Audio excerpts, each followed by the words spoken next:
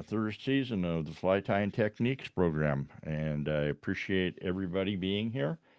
I hope you all had a great summer. I hope you caught a lot of fish and got some relaxing time. I'm kind of jealous I wasn't able to do any fishing this year. I got a really bummed up knee and looking at surgery, and so crawling over rocks and that sort of thing is pretty tough right now.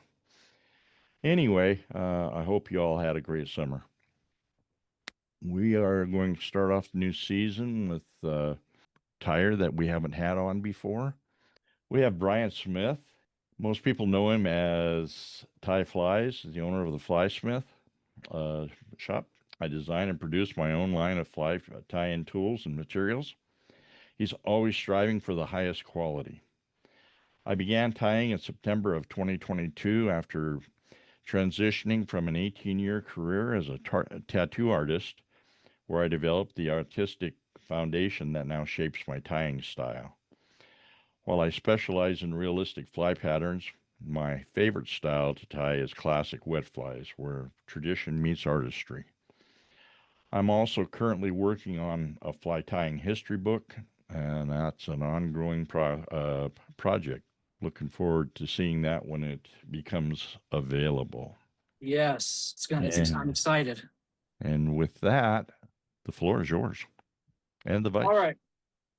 right. By the way, the book is going to be called Three a Fly a Day, 365 flies. That's not the title, but it's a fly a day, 365 flies for the whole year. They'll have their histories.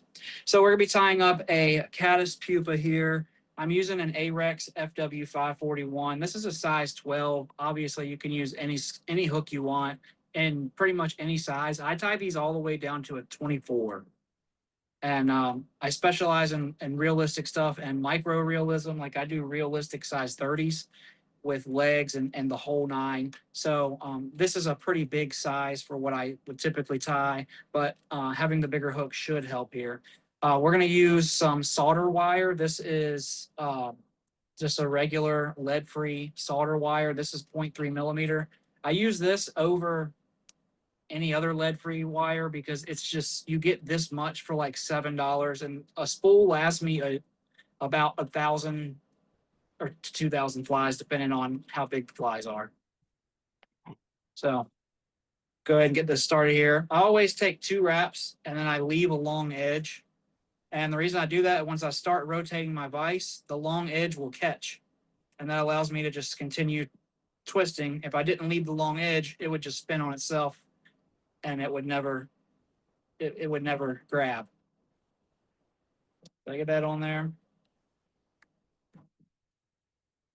And then you can put a little bit of glue or whatever you want for the start. I just take a little bit of hit cement and I just put it right here. And then for the underbody, I do like to build up an underbody. Caddises have a reverse taper. The back is a little fatter and then it comes forward. But for what we're doing today, I mean, I don't spend much time trying to make a perfect reverse taper. I just tie the fly and fish it. So I'm going to start here with my 600 denier worm thread. This is going to be similar to a uni stretch, but it's much thicker. It's like a nylon base. And I don't ever start my thread like this. I always come in from behind because that's 2 wraps instead of 1. And it only took 1 rotation. Just a little tip there. Come down, get that cut out. And this is really thick thread, and it lays nice and flat, and it tapers. You know, you can get a perfect body with this very fast. As you can see, I mean, that's pretty much the perfect body for this type of fly. Then I'm going to grab, you can use regular traditional style threads, like a uni if you wanted. I'm using 20 denier GSP here, or sometimes I use 30, sometimes I use 50. I just grab this because that's what's closer. Go ahead and get that on. Now for the lateral lines here, a pupa does have gills going around the bottom. Some people just put a lateral line. Some people put a lateral line and gills. I'm just going to do gills here. and we're going to use this off-white color of ostrich herl. And I got this at Hobby Lobby. This is the perfect color. This isn't dyed. This is natural. Hobby Lobby is the only place that I find that has this exact color. It's absolutely perfect. And a lot of times on the back of the pupas, you'll see a little ridge that'll stand up. But typically, it's not even noticeable, and it's just an extra step. So I'll take these, set them up here, and I set them up about the halfway point, and then I tie them back. And I grab this with these fingers, and then these fingers, my thumb and pointer, and then my ring and middle. And I use that to pull them perfectly on the side. And then as I get back, the thread tension will pull the far one exactly where you want it. The next step we're going to use is latex. I'm not going to dive too far into latex and properties and all that, but a really good thinner latex is much better for these styles of flies, in my opinion. You can use thick stuff, and a lot of people associate thicker latex with a better pronounced ridge segmentation, but that's not that's not how that really works. So you can use thin latex and still get the same segmentation. It's all in how you wrap it. So this has a smooth side and a shiny side. I mean, a smooth side and a dull side. I face the dull side towards me, and I cut just a little bit into it there. And then I set just the tip on, couple wraps, and then I really stretch this back. And when I come back, you'll still have some of this left here. And then we're going to take this, and we're done with that thread. I'm going to set it to the side, and I'm going to grab my next thread, which in this case is just 32 denier GSP. And we'll get this started here. Now, the reason that you use two threads, some people will just they'll use wire or a piece of monofilament, but wrapping that by hand without having a bobbin to hold on to, and a bobbin, you can't slip off of a bobbin, and if the bobbin falls out of your hand, it has weight. If you let go of a wire or you let go of monofilament, then the fly comes apart, right? So that's the reason for that. So I like to bring this up to about the thorax, and coloration it's not too awful important, but I do like to add a little bit of color.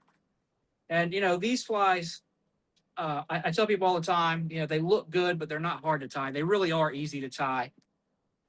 So we'll just, and this part, it's probably unnecessary, really. It's probably, but I enjoy doing it. So we're going to wrap this latex a couple different ways here. I'm going to show you the first way. If you crank down on it, you can still get good segmentation, and you have to make sure there's a 50% mark from one side to the other. This is a 3 millimeter strip. So at 1.5 millimeters, I want that 1.5 millimeter to land in the middle of the last wrap. And that's how you're going to get perfect segmentation every time. And I'm stretching it right here, and you can't tell yet, but this is still giving me really good segmentation. However, I like to loosen it up a bit. And you would think having the looser wraps of latex would make for a weaker fly, but that's not true. It's actually quite the opposite. When you have the latex on there tight, when it gets slammed, sometimes the latex will rip. And if it's pulled tight, it's going to rip all of it. But if you have it wrapped kind of loose, then it can move around, and it's not. And if it does rip a little bit, the rip is going to be stationary. It's not going to rip the whole fly. So we'll let a lot of tension off, right? Just barely putting any tension on it. And that's going to give you a nice segment. And this latex is about 0.28 millimeters thick. I have this latex specifically made for this purpose. Come a little bit further here. And I come about 2/3 up the shank, or 2/3 up the hook, rather. Take a few wraps, come forward. I'll whip finish this off of here. and then cut that out. And then obviously you can leave this if you want, because you can double this back on itself. But for the sake of the video, I don't want it getting in my way, so I just pop it off. And we're going to grab our bobbin that we set to the side. And there's two ways you can do the lateral lines. Some people actually bring them on the bottom and they'll tie them in kind of tight, but not too tight. And as you're wrapping, it'll pull them down. But the reason I don't like that is because the thread tension will wrap around the hook. So I actually pull it one at a time, and I'm keeping my thread between the ridges. And another reason why people shy away from these flies is because they're time consuming, but I can set down and tie these in about 5 minutes, 5 to 6 minutes, depending how many I have. I mean, I really get to going on them. I can get them done really fast. And now I'm using this thread, and I'm sure you probably can't see that. I don't know if you can zoom on your screen, but right here, the segmentation is much greater than over here because I tied it loosely. So when the thread anchors down, it's propping the back of it up, and it just makes for perfect segmentation.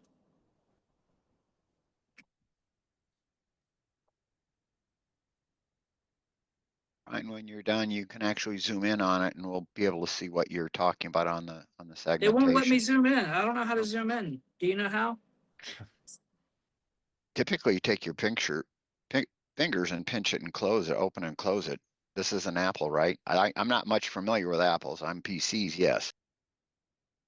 Yeah, it's Apple, but Depends on what version of the phone you have, but if it's a newer one. It's brand new. It's the 17 Pro Max. It just came out, but it won't let me zoom. Huh. Okay. And then once I get up here, it doesn't matter really where this is, because I'll just give it a few turns and I'll pull down on my thread and pop it off. You don't have to pop it off. You can cut it. You can do what you want with it. But so I'm moistening my fingers and I'll pull these gills down. Try to get this here. Yep. Unfortunately, it won't let me zoom. So can you all see that fine? Everybody see that fine?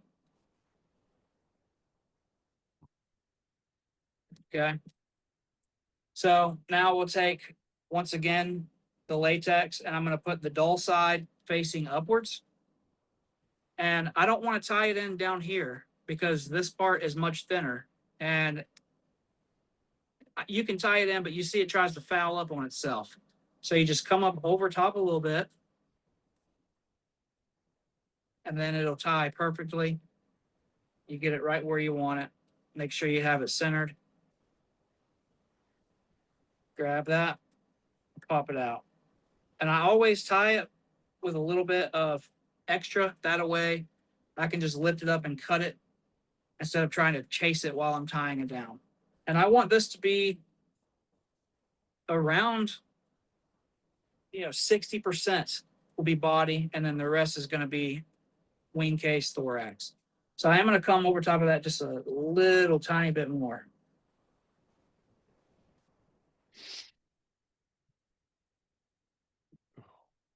There we go. All right. And now from here, I mean, the hard part is pretty much over, and that's going to be the gills. So you can do this one of two ways. You can use Swiss straw or like a clear wing, and you can do segments top and bottom. That takes way too long, and that's a waste of time in my opinion. So I just use like a super fine. This is Fulling Mill super fine dubbing. You use whatever. And I do get a good little bit on here. Also, if you want to use beaver dubbing, you use whatever ice dubbing if you want. Okay, and a pupa, they have multiple segments up here. You can do multiple segments if you want. We will do one extra segment, but I don't really think it's necessary. but I pull that forward, I tie it down, and then I give myself about 2 mils forward. That way I can tie it back on top of itself. And I like to come way back up on top of itself.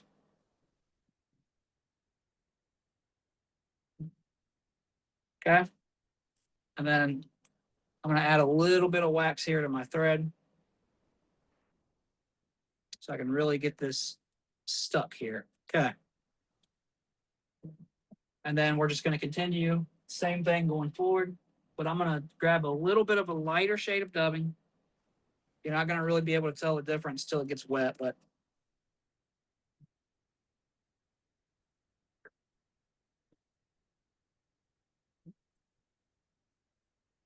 and I'm going to take this and I'm just going to cut some of this off because that's just getting in the way. If you have a magnet on your vise, it would be ideal to use that.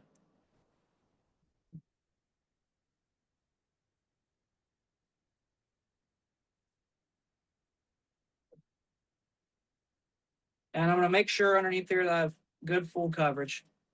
And that's looking fine. Now, before you go any further, you can use whatever you want. I like to use a wood duck or a mallard for the antennae. So I'm going to grab a little bit of wood duck. Actually, I have bags of wood duck, but I prefer this dyed wood duck because it's a lot more pronounced, the coloration. And I'll just grab 2 fibers out of here. And I'll keep this entire feather just so I can do a few more. But I'll just cut 2 fibers out. And wood duck is going to have, this is regular mallard. Wood duck's fibers are a little more solid. And the tips are already lined up. And their antennae can be really, really long. So I want to make sure I'm setting it on here. I'm going to use my thread tension to stand it up straight, like that. Pull it where I want it. That's fine.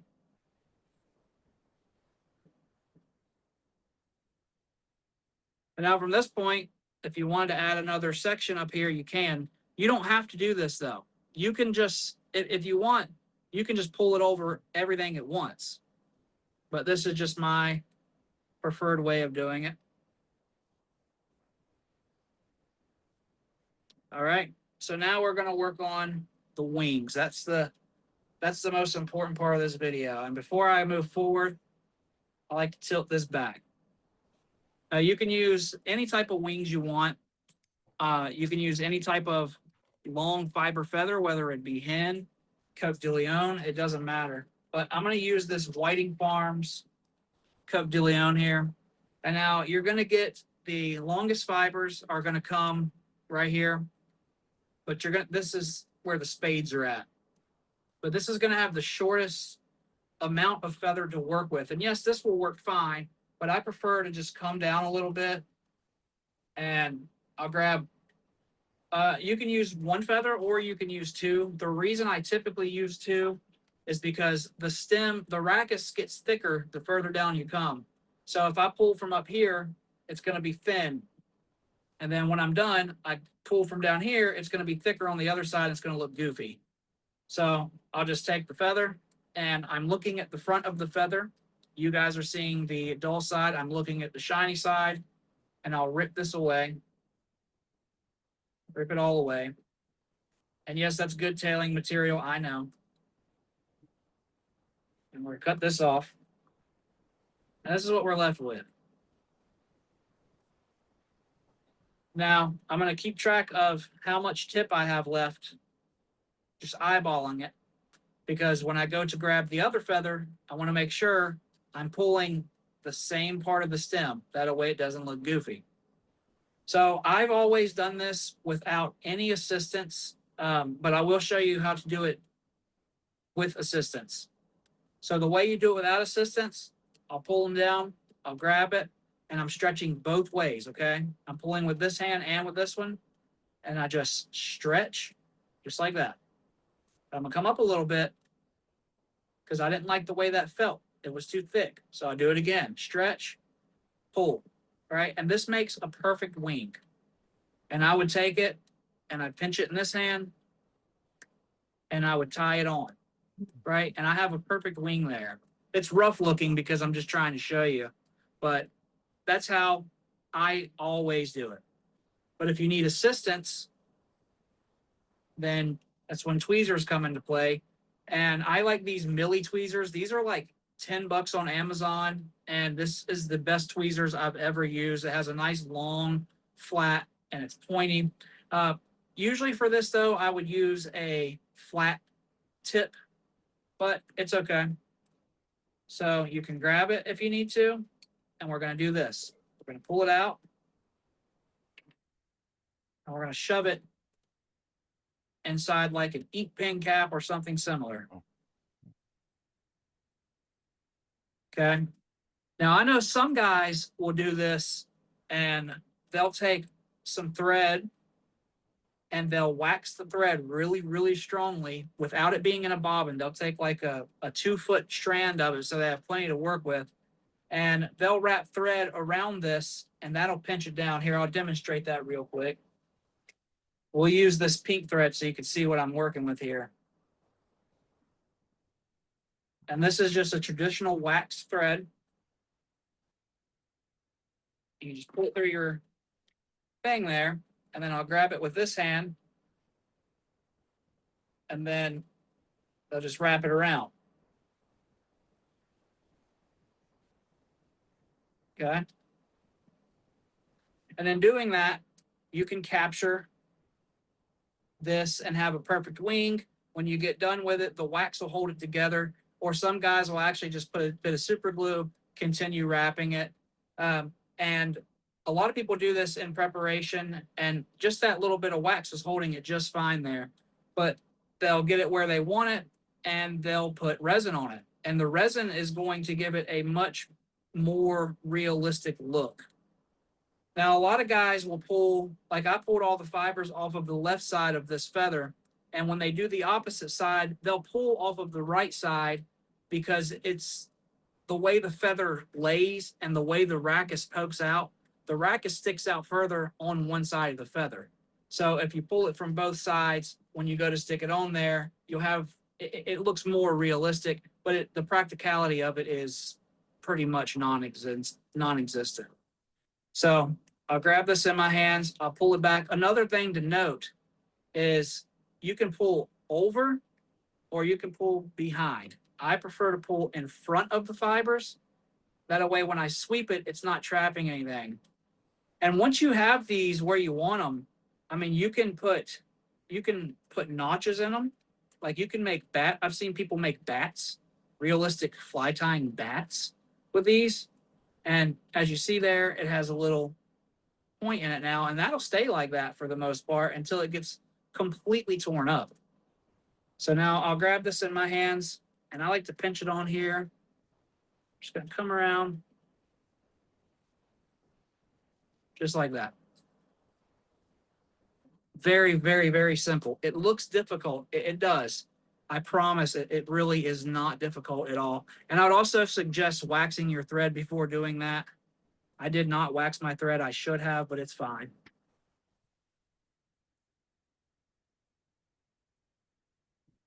Now I will wax my thread for this part because GSP is extremely slick. It's just plastic. It's melted plastic pretty much. That's how they make it.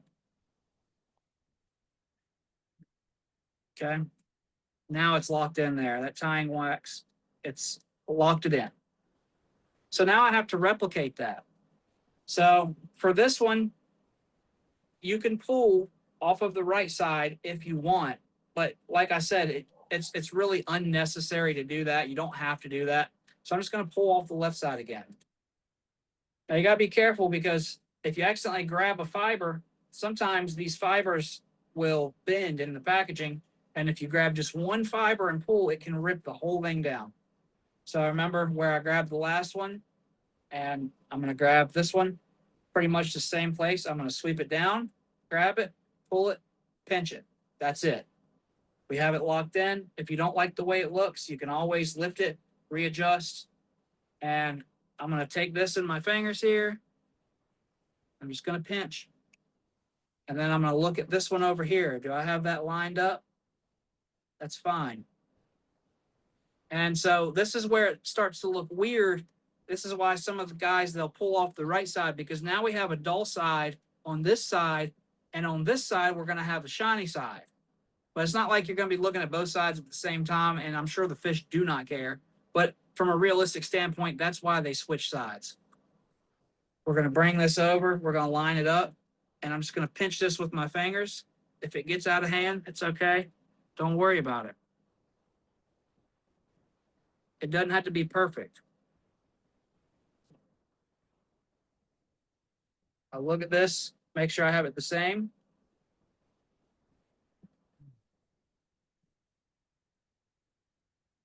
Make sure that everything is centered. I don't know if you guys can see that.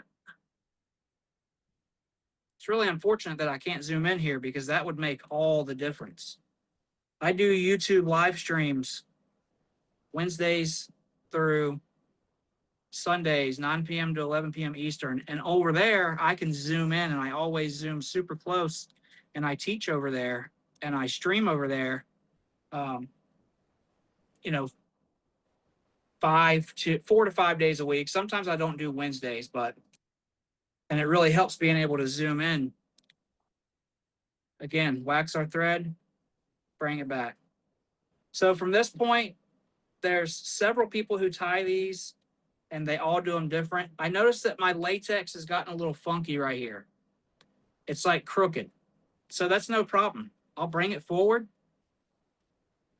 and then bring it back again. All the way back with my thread. And now that little piece is fixed, and I have my ridges exactly the way that I want them. Okay. We're going to grab just a little tiny bit more dubbing here. And I always moisten my fingers before doing the dubbing. I know there's probably some beginners in here, and you always want to twist the same direction every time. And I'm not going to put too much, but I want to make sure that I'm backing these wings and I'm stacking it on these wings. And I'm just going to pull my latex just to make sure I'm not crooking it at all. And that's fine. And now this is where we start to get, this is where it can start to get a little busy. And it's okay. You can't really worry about the busyness here. I'm going to take a magnet, and I'm just going to magnet this down because it's in my way. So putting legs on this, it's another step that you really don't have to do if you don't want. I know a lot of guys who tie these, they don't. But if you do decide to, pheasant center tails, not just regular pheasant tail, you want the stiff tips. And this pheasant tail right here is complete garbage. This is not good quality, but that's okay. And I grab off about half a dozen fibers, give or take 2 or 3. And I'll pull this up, measure about wherever I feel like at that time, and I just tie it down. Now that was a terrible job. That's okay though. Just move it with my fingernail and it's fine. Now, you can pull it back, bless you. You can pull it back, put a wrap or 2 on it, cut it out of there. Okay. Now we're going to grab this. We're going to pull it all the way up. We're going to come all the way to the eye. We're pretty much coming onto the eye. Not so much as to where you can't get your tippet through, obviously, but we're coming way up. Just got to straighten these legs out. And then for the eyes, I use monofilament. Now, this is some cheap FTK 31-pound monofilament. But the reason that I like this is because it's mottled. I don't know if you can see that, but it has like speckles all through it. And then I'll grab this and maybe 3/8 of an inch, just a tiny little piece. That's all you need.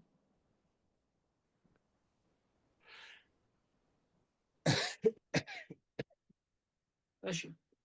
Okay, and then I'm going to grab a Bic lighter or whatever type of lighter. I'm going to grab my Bic here, and I want to think about, how wide are the eyes on these? They're very, very thin.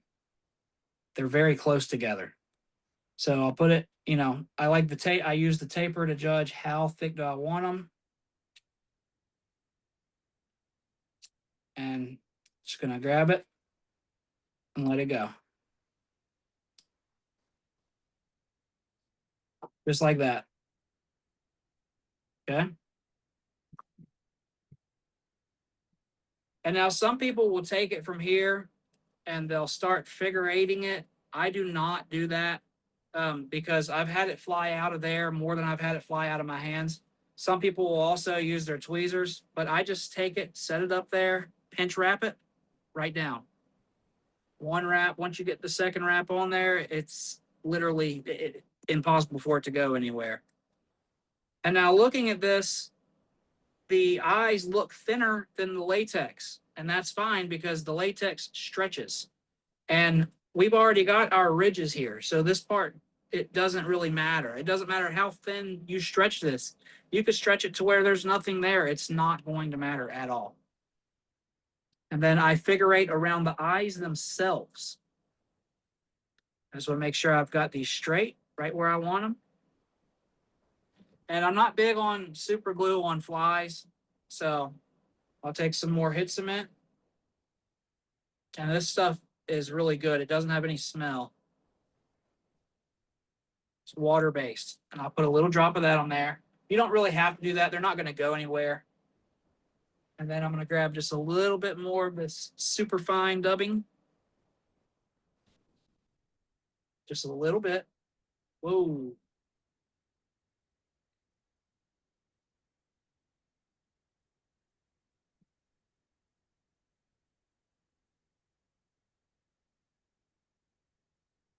We're going to add some of this on here. That doesn't take much. 2 wraps, that's good. Then I'm going to pull this over. And now you can whip finish it here, or you can come up and whip finish it behind the eye. And that's a lot harder to do, but that's why I tilt my vise. And even though it's harder, if you whip finishing by hand, you can really get up in there, pull it tight, and just touch it. And then I give this a good stretch. Obviously, you don't want to stretch it to high heaven because you can, when you go to cut it, it'll suck back under there and it'll come undone. You don't want that. Just give it a little stretch, cut it off. So now we have our 2 wood duck fibers here. Did I only tie 1 in? Okay, no, there's 2 there. And you can do coloration here. With the brown underneath of there, that's going to give me enough coloration, really. So really, you don't have to color it at all, but I still do come in and add a little bit of color. Not sure if it really makes a difference. It probably doesn't. But I do add in just a little bit of color. And you can just color this whole portion if you want. It doesn't really matter. And I'm going to grab some really, really thin resin here. And I try to keep these antennae together for the most part. And I just coat it. Coat the feather itself. And then I pull them right down the middle. Make sure that they're centered. Hit it with the light. Just like that. Now from this point, I don't like to use much resin either. I don't like to put much of anything that's not, I don't like to put much many chemicals on my flies. However, for these types of patterns, you kind of have to. So I'm going to grab, this is just I think it's called a micro applicator swab. This is like for makeup and stuff like that. I'm just going to dip this in my, I use UV craft fly tying resin. It's actually thinner than bone dry and it dries much faster than bone dry does. And from this point, your wings are sticking out. And on a pupa, the wings are pulled tight. So if you want, you can come in here and you can really pull those in, but you don't have to. So I'm not going to pull the other side and I'm going to pop this back out, but you can, it's an option. So this color that I put with the marker is going to spread a little bit when this resin hits, and that's kind of what we want. And then I also now the tip of this has a little marker on it, and now I'm going to paint it back here, and it's going to give me some coloration.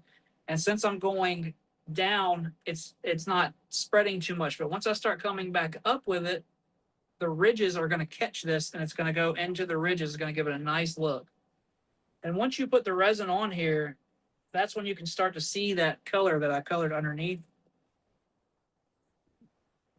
And I don't really like to seal my flies with resin, but I do come under here and hit the little bit of dubbing right at the eye with the resin because it adds to the head, the profile of it. And I don't ever worry about resining the underside or anything like that. Now this fly is ready to go. You can fish it just like this, whatever. Most people aren't even going to fish these flies, and these are going to catch more fishermen than they'll ever catch fish. I have caught fish on these flies, but this is more of a fisherman catcher than anything. But then I'll come in here with my tweezers, and you got to watch these wings. Grab it, pull it down. And that's about it. Gives those legs a nice realistic look.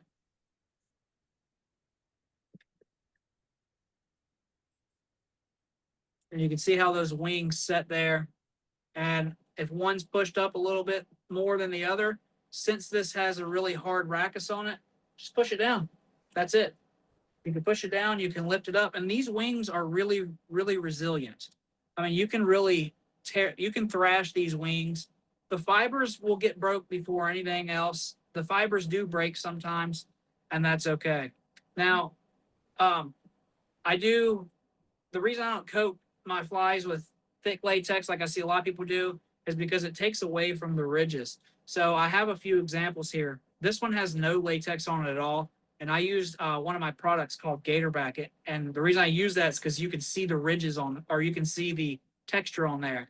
This is with no resin. It looks really nice and clean.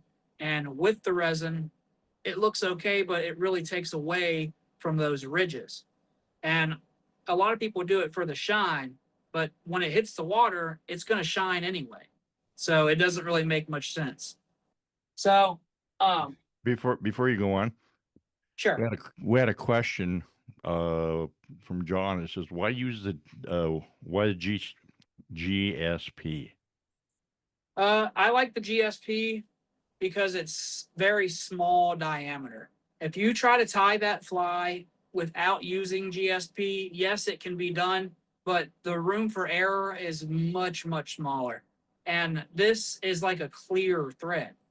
It's pretty much clear. You can see through it. I mean, you can see the blackness of my bobbin here, whereas, a traditional thread, you can see the difference in color. It's a substantial difference. So with this allows to not only can I have a much thinner, I mean, this is 20 denier, whereas the 70 denier regular thread, it's 3.5 times thicker. So I just saw a question there, but I couldn't see. And this, did you say what's the name of the thread? Material, I think it was, Brian. I think, what was the name of the material you used?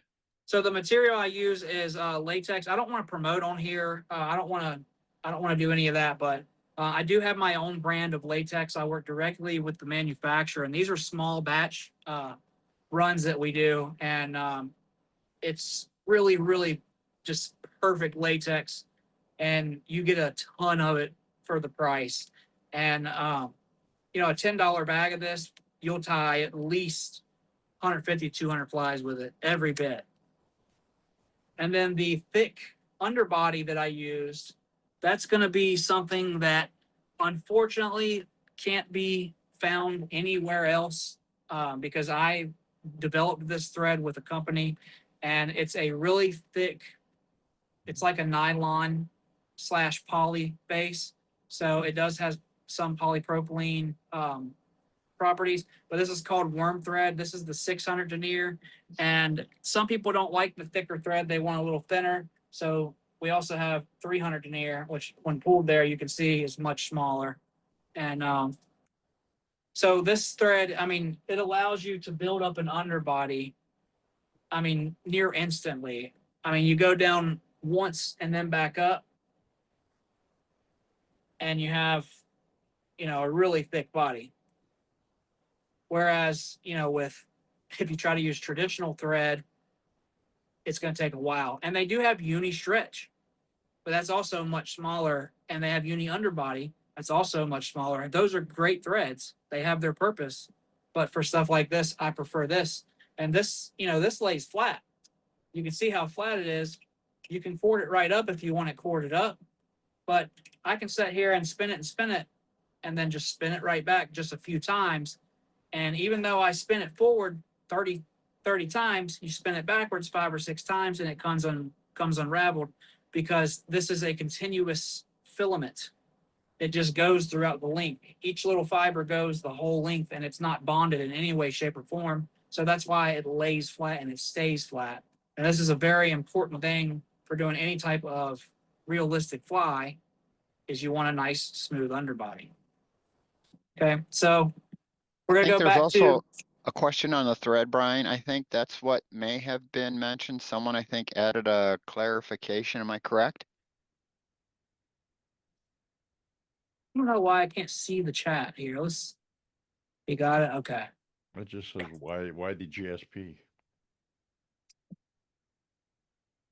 Yeah, so, and you know, this, you got to be careful with this 20 denier thread, because it's very sharp, and this will cut your finger off. Literally, it will literally, if you try to break this thread, your finger's coming off with it.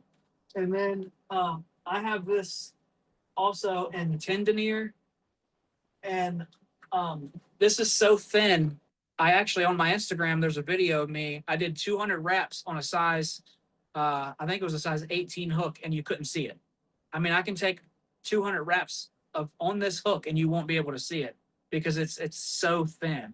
And this is also good for micro realistic stuff. So that's why I like to use these threads, is because you can't see them hard. And the small diameter allows you to really stretch your tying out.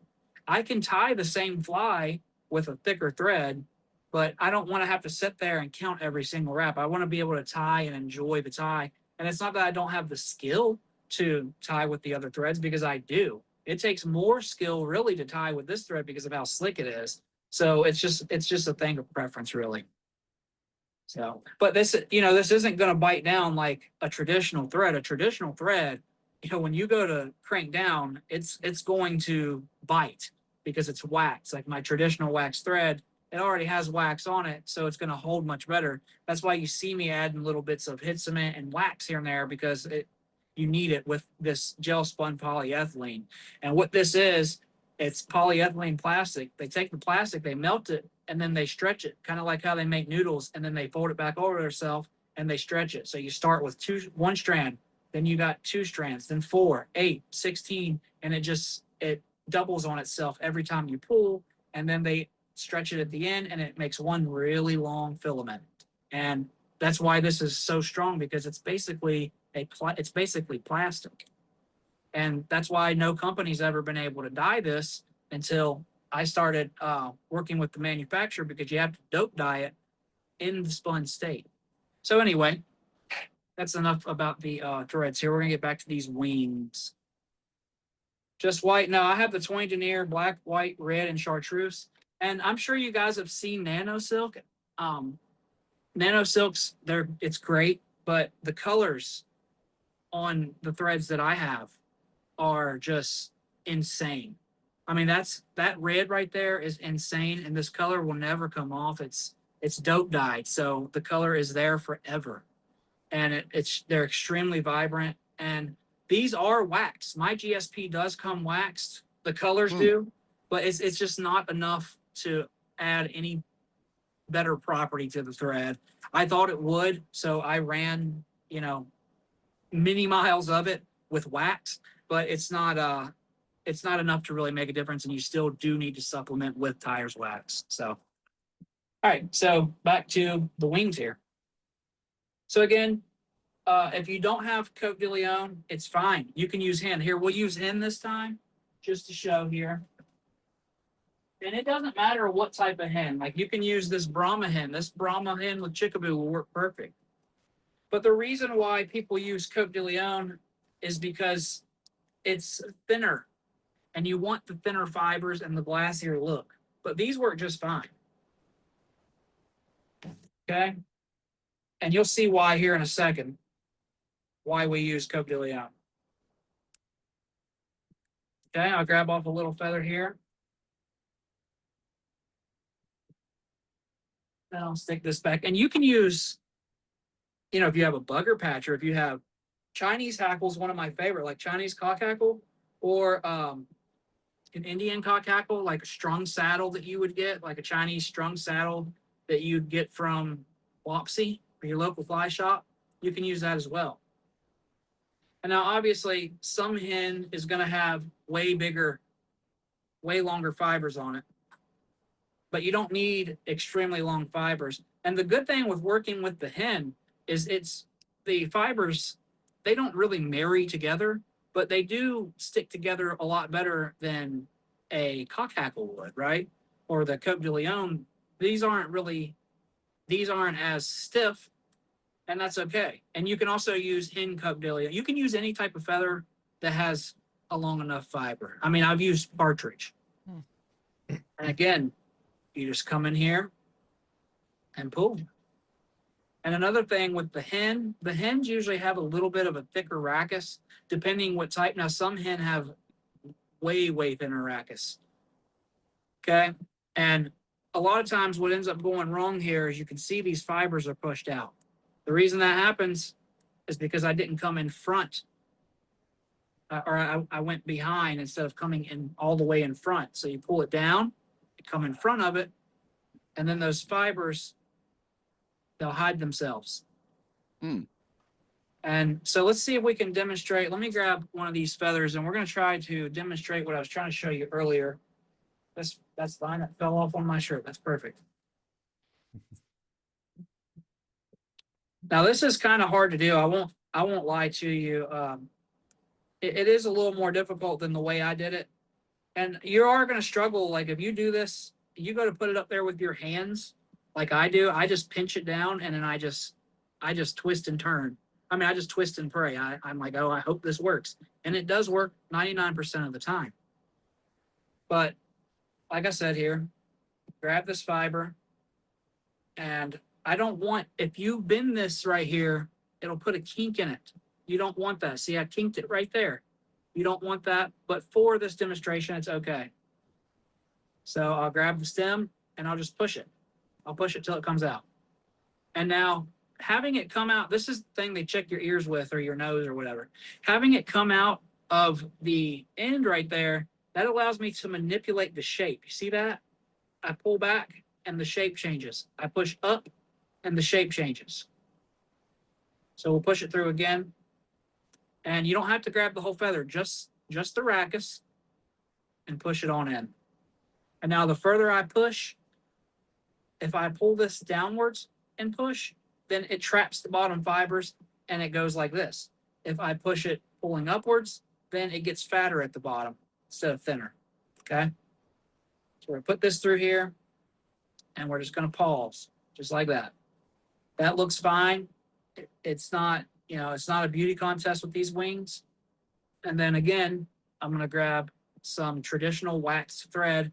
And even though this thread is waxed, it's not waxed enough to, when you let it go, it holds, right? So that's what we're looking for. And usually I would use a keen wax, but it's somewhere on the floor and I'm not going to look for it right now. I dropped it earlier and I know that's terrible, but whatever. So instead we'll use a regular wax here. And I just want to break off a little bit and I want to get it really warm in my fingers. And by warming it up, what ends up happening is when you have, the reason why these tires use wax, because when the wax is warm in your fingers, it's much stickier. And then after the fact, the wax actually dries and it seals like a glue. And it may not make sense to you, but the whip finish part is where the inertia is built, or it builds up enough heat in the whip finish, believe it or not. Not inertia. I don't know the word I'm looking for, but you know what I'm saying. It builds up heat, and then as it dries, it cures and hardens. And anytime you see like an old style fly that was tied with silk, they don't have head cement on them usually. I'm not saying none of them do, but usually there's no head cement. It's all wax. And this is the way that they've tied for, you know, hundreds of years. Okay.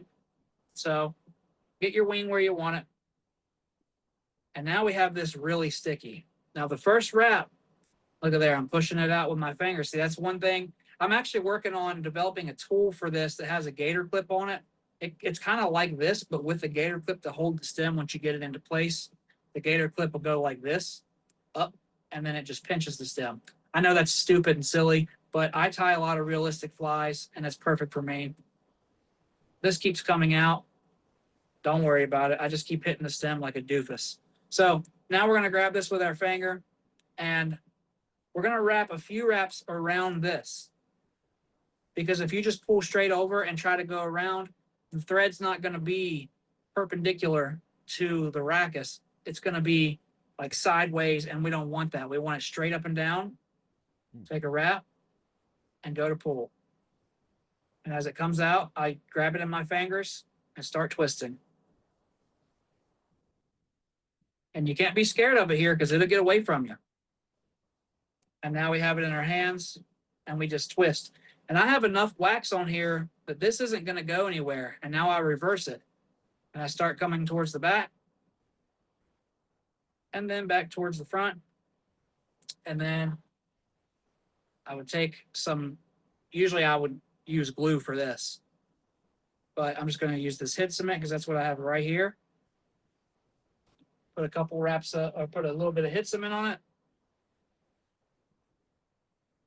Then a couple more wraps.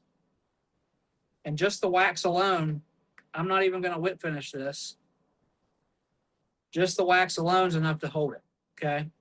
And now from this point, some people will glue the whole thing, and that's fine. You can glue the whole thing. I'm not going to worry with that because we're going to resin this. So as you see here, I have the feather, and it's just pinched off, and I did a few wraps, as I would if I was tying flies in hand, which is another thing I really enjoy doing. And then I like to use a really thin resin. You can use a thicker resin. You can use whatever you want. But you got to be really careful here because the barbules want to stick. You see that? I'm not touching it. And it's sticking because of the barbules on the feather. It's not because of the surface tension with the resin. It's because it's literally grabbing. You take a few wraps, or you put a little bit on there, hit it with the light. And this stuff dries like instantly. I mean, this resin, it's called UV Craft. It's incredible resin. It really is. I won't endorse a product unless I really, really believe in it. Okay. And then I'll put a little bit more on it. And you can resin both sides if you want. I usually don't do that. And now see, this took a lot longer to do for a wing, but now this wing is not going to get tore apart. And before this cures all the way, I take my finger and I'll mat it up. Now it looks more realistic because it's not too shiny. And if you want, you can come in here and cut this off before you tie it, but I like to have the stick. I can guide it where I want it, grab it, tie it down. And that was much easier to do than grabbing it by your hand. But we are going to cover that again before we hop off. And you can see the shininess here. But one of the problems that you end up having with this, and I've tried to explain this to people who really want to fish these flies, is now this is going to be like trying to cast a rock. It's going to be really hard to cast. It's going to flip-flop in the air. It's going to land upside down. So for artistic flies, this is okay to do. but I really wouldn't do this for any type of fly that I'm going to fish. And you can see, is it focused there? Can you see it? I mean, that's a very realistic looking wing. Yeah, we can see it. I can see it, Brian. It looks like veins running through there Mhm. because of the fibers. Okay, so now we're going to put this back in the vise. I'm going to go back over how I did that by hand earlier. I'm just going to pull that over there. And this is a cautery tool. Pop that off. Good to go. So tying with GSP, like I said, it is a lot harder. But for stuff like this, I really do prefer to use it. So I am going to stick with the GSP here. And also, I have wax on my fingers. You can't see it, but I've been balling wax up all day, so my fingers are literally caked in wax. So I do like to put a little wax on it before I start, and I just use the wax that's already on my fingers. And even though there's wax, if I pull on this, it's going to come undone. Okay, it's going to break the hook. Never mind. But usually with a couple wraps, you try to pull on it, the thread's going to come undone. Another thing, we're going to show you how to cut GSP real quick. I'm just going to put an extra strand up here. So these scissors, I have tied hundreds of flies with these. These are shaped and sharpened in Italy. These are, they look like regular razor scissors. They are not. These are incredible scissors. And I have put, these things will not cut worth a crap because I have cut so much with these. But if I pull a little tension and give it a cut, it cuts fine. And GSP dulls your scissors out really, really fast. So the way to prevent that is you just make a little notch, a little V in your scissors, and you put it up and you just push it through. You just push through it. Just like if you've ever seen the Stonfo tool with the little cutter end on it, or you've seen the little thread cutters like a seam cutter, it's the exact same principle. You're just using the tip of your scissors to cut right through it. Now, when these scissors are fresh, I mean, I can cut GSP without any tension at all, and it'll just cut right out the end of the bobbin. But obviously, I have put these through their paces. All right, so the segmentation thing on the latex. Did anyone have any more questions on that? I mean, it's pretty much it's pretty much make sure that you're laying your wraps the middle of the last wrap, like where you can see the ledge of the latex before you take your next wrap. You always want that directly in the center of the new wrap, and that's going to give you a perfect segment every single time. Okay, back to the wings. I know I didn't really explain how I was tying these down earlier. And again, I stroke the fibers down, grab it, pull it straight down so everything's sticking out. And then I pull both ways. I pull this way and this way. Pull it, pinch it. And I have a gap here. I don't like the way that looks. So instead of pulling it again, you have to slide the fibers back down. Otherwise, you're just pulling it into the same gap. That looks fine. That's okay. So what I do, try to show you here. I pinch it, and then I kind of grab it like this. But I have the hook there. I don't grab it this way to keep it together, because you would think you would pinch it this way to keep it together, but that's not the case. It's going to stay together. You just pinch the shank, and then I pinch wrap it into place, and it'll give you a perfect wing every single time. And a lot of people really struggle with these wings, and there's other ways to do these style of wings. I like to use CDC here. I'll show you real quick.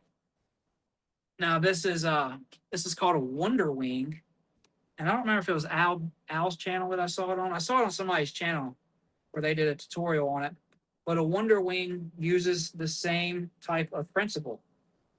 You grab, it's kind of like you're going to do a wally wing. Pull it down, and then you take it and you tie it in.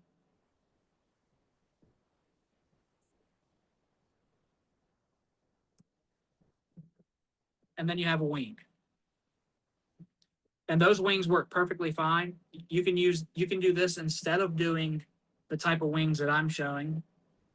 And then sometimes for the fly that I just tied, I'll actually do a wally wing, which I'll show you really quick. I think we're about out of time here, but give you one more little quick tip here.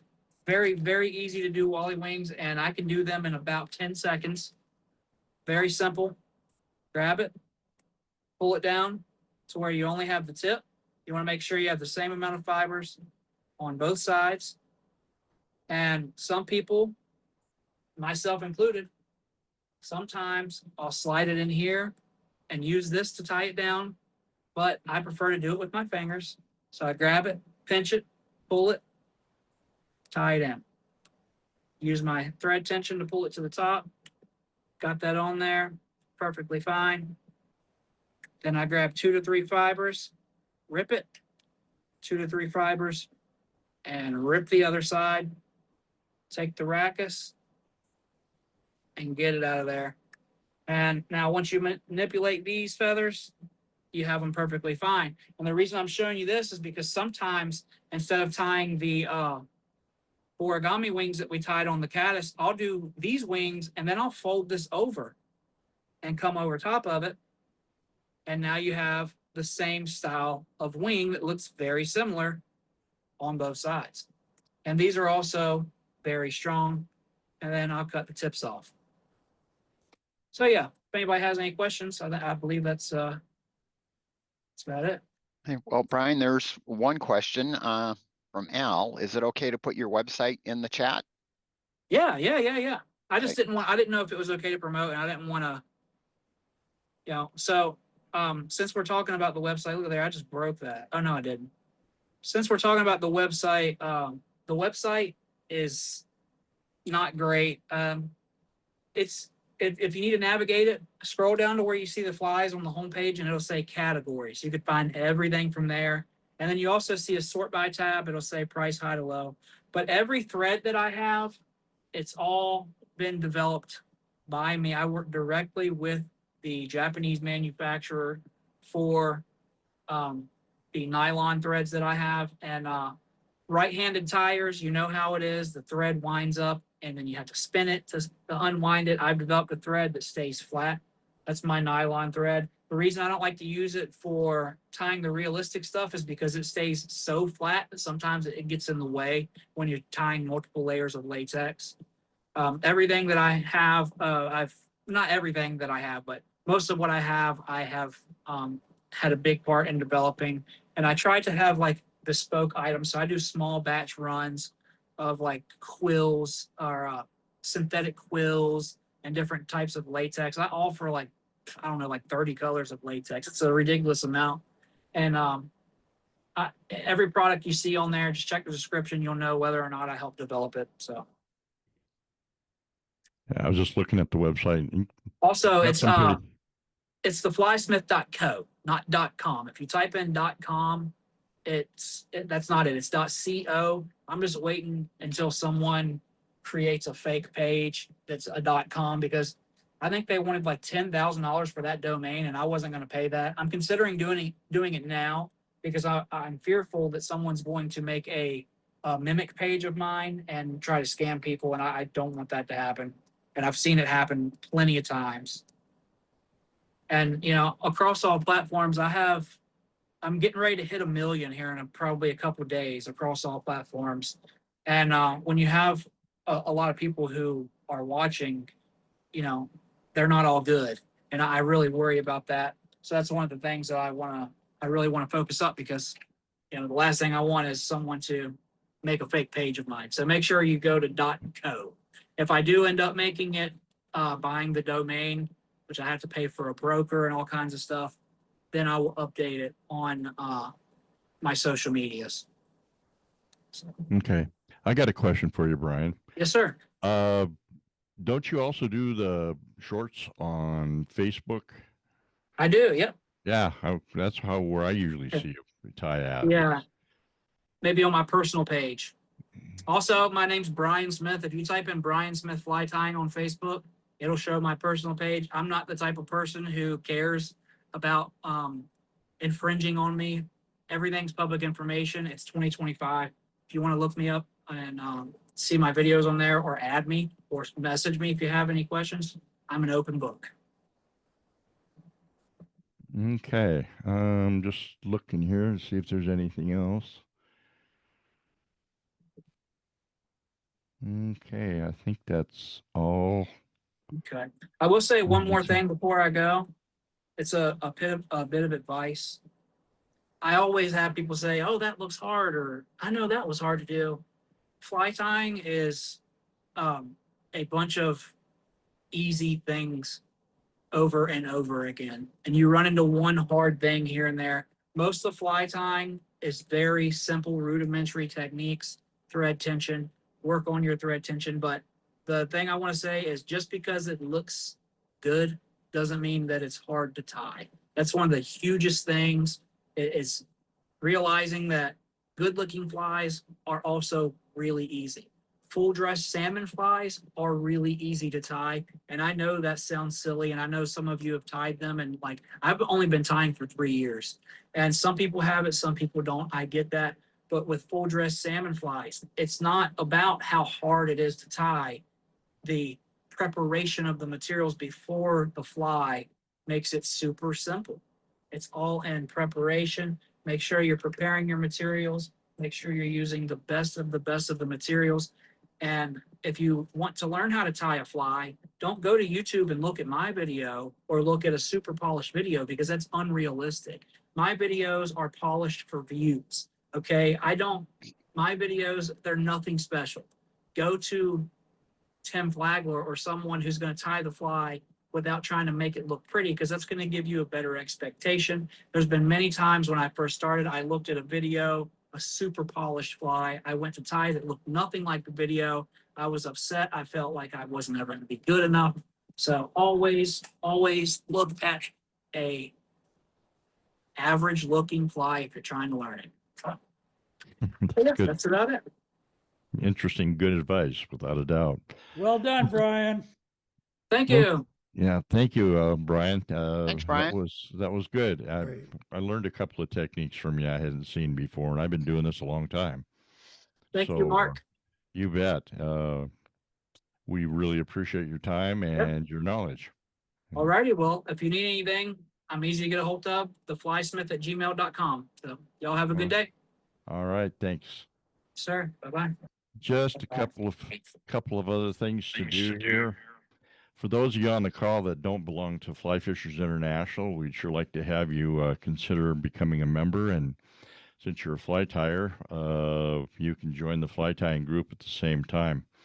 One thing about it with Fly Fishers International, we're involved with like-minded fishermen and women. There's no doubt about it. We all like the same thing. We like the sport. A lot of us like to tie flies, and some like to cast, and some just enjoy out there in the outdoors, throwing that fly in the water and just relaxing with nature. So there are benefits available, and it's easy to join both groups at the same time. So all you need to do is go to www.flyfishersinternational.org, and you'll see the spot there where you can join, and just follow the instructions. It's simple. And then finally figured out YouTube and how to get these recordings on there, and they're all on there from last year. Took me a while, but and a lot of choice words. But I finally figured it out. I kind of enjoy doing the editing now. So where you have to go to find those videos is www.youtube.com/@fedflyfishers /playlists. You'll see the specific playlist for the techniques group, and both the first and second seasons are there. And I plan on having every video up within a week and a half to 2 weeks after it shows here on the actual Zoom call. So you can go back, peruse, pick up a technique that you might have missed, or trying to figure out, or help you figure out what you want to do with the things that you've seen.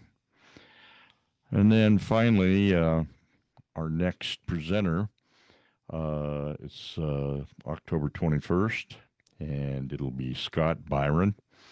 And he's going to be talking about multiple streamer techniques, streamer tying techniques.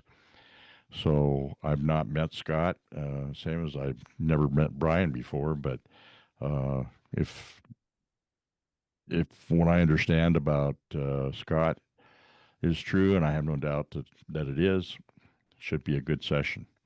And right now it's fall, it's autumn, streamer time. So it's a good time for him to come on. So, is there any questions or comments?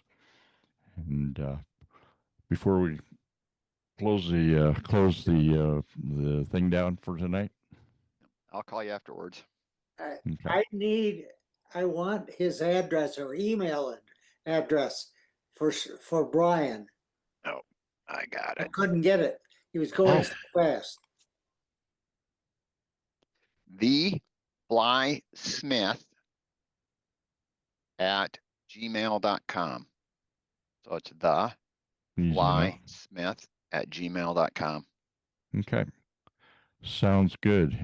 Any other questions or I didn't get that address completely. The THE, Oh, wait a minute. THE. yeah, Fly, FLY, Smith, S, The Fly Smith. yes, at gmail.com. Okay. Okay. all right. Yeah. Thank you. Got it. Thank you. You You're bet. welcome, sir. You bet. Okay, everybody. Again, the 21st of October is our next session. By the way, we're planning on sending out the initial invitation for those that gets the FFI invitation on the Friday prior to these classes, and then a reminder out on Monday. And hopefully that's enough to jog you without getting too much stuff from FFI. And then I will also be sending out my invitation to the list that I have. That'll come out on usually either Friday or Saturday. And I will not do a follow-up on it. So hopefully everybody can work with that. If I need to put out a follow-up, I will. So with that, I want to thank you all for your time and enjoy the rest of your evening. And we'll see you in a couple of weeks. Night.